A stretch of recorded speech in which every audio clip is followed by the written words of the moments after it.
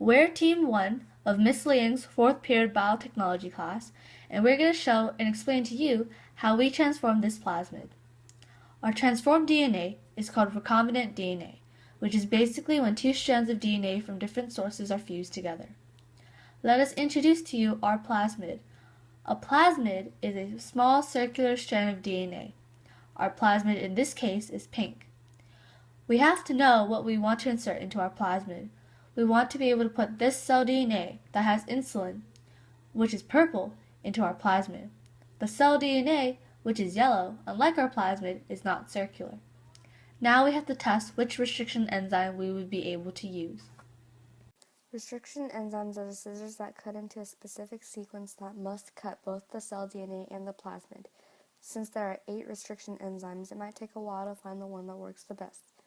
These enzymes cut into the DNA and the plasmid in a specific way called a palindrome sequence, a nucleic acid sequence that is the same from 5' end to 3' end and 3' end to 5' end.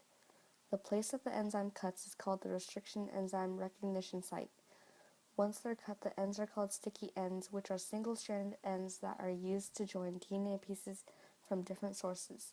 This is how the cell DNA and plasmid are able to fuse together. It should cut into the plasmid once and only once and the cell DNA twice. The enzyme should not cut into the insulin, which we want intact. We want to find the most efficient enzyme, so use the one that cuts out the most nucleotides without cutting into the genes we want. We want to keep our origin of replication, which is orange. Don't use any restriction enzymes that will cut right into the middle of the other genes, such as ampicillin, which is red, or tetracycline, which is in blue.